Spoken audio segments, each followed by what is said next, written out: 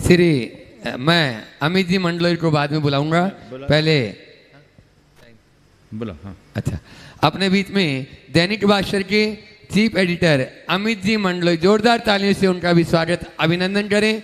वे अपना प्रश्न रखेंगे और उसके बाद में सीए वैभव लोहिया महालक्ष्मी नगर तैयार रहे। उनके अमित जी मंडलोई के सम्मान के लिए मैं इस महान अनुष्ठान चातुर्मासी यजमान मुकेश जी पाटोदी, अध्यक्ष अशोक जी दोषी, महोत्सव अध्यक्ष नवीन आनंद जी गोदा, इनसे और हंसमुख जी गांधी वे पहुँचे और उनका स्वागत सम्मान सत्कार भारतीय परंपरा के अनुसार करें। आप लोग जोरदार तालियों से एक बार फिर से सम्मान कर दें मंडलोई जी का। सचिन जी उद्योगपति जी भी सम्मान की श्रृंखला में अपना साथ दे रहे हैं। अनुरोध करूंगा वे अपना प्रश्न महाराज जी चरणों में रखें।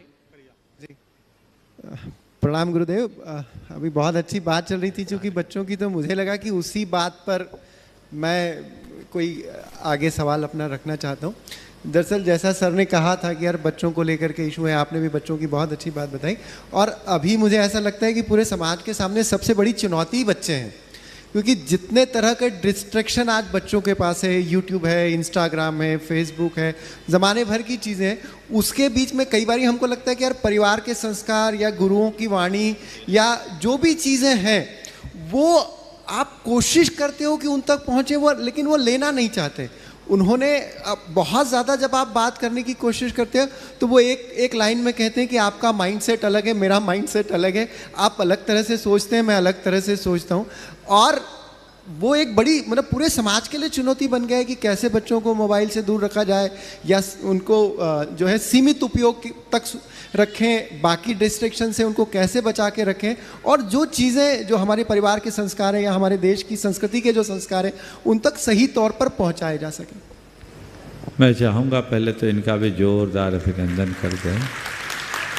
अभी मुझे जानकारी मिली है कि दैनिक भास्कर सकारात्मकता का संदेश बहुत तत्परता से देश में फैला रहा है, और ऐसे लोगों के लिए हमें बिल्कुल उनकी अनुमोदना और उनका सत्कार करना चाहिए। आज देश को पूरी तरह सकारात्मकता की आवश्यकता है।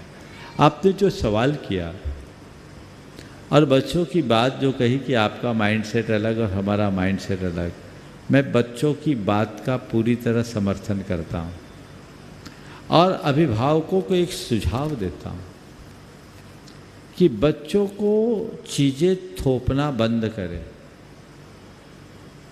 हम लोग क्या कहते हैं, ये करो वो करो, ऐसा मत करो, ऐसा ऐसा करो।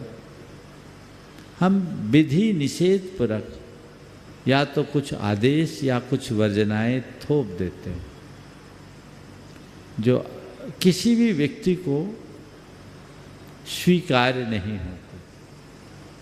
बच्चों की बात जाने दीजिए, यदि बड़ों को भी चीज़ें ऐसी थोपी जाए तो जब तक हम उसे अंदर से एक्सेप्ट नहीं करें, स्वीकार नहीं हो।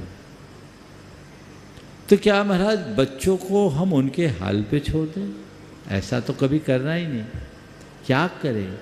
बच्चों का माइंडसेट बदलने का प्रयत्न करें। यदि हम बच्चों के माइंडसेट को बदलने में सफल हो गए, हमारा काम हो गया। और मैं तो मेरे संपर्क में आने वाले युवाओं को कुछ भी नहीं कहता, बस उन्हें प्रेरित करता हूँ, मोटिवेट करता हूँ, उनका माइंडसेट बदलता है और वे अपेक्षा से अच्छा परिणाम देते हैं। उनको आप सकारात्मक प्रेरणा दें, चीज़ों का निषेध करने की जगह औचित्य का बोध कराएं।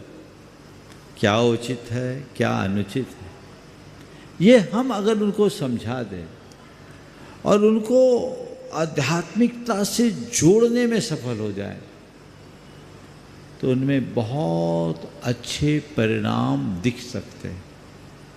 हम लोग धर्म थोपते हैं, संस्कार थोपते हैं।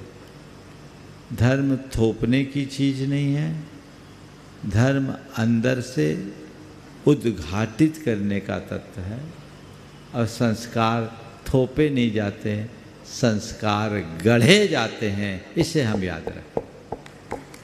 यदि हम संस्कार गढ़ने में सफल हो गए तो कभी कठिनाई नहीं होगी। मेरे संपर्क में ऐसे अनेक युवा हैं जो आज भारत की सीमा से बाहर अमेरिका, यूरोप में रहकर पढ़ाई कर रहे हैं, और वहाँ पढ़ाई के टाइम में केवल और केवल पढ़ाई कर रहे हैं, अपने हाथ से बनाते खाते, और कहते हैं हम अपने ऑफिस और पढ़ाई के अलावा इंटरनेट का प्रयोग ही नहीं करते, खुद से नहीं करते। तो ये परिवर्तन है ना। व्यक्ति के सामने उसके लक्ष्य को रखना चाहिए।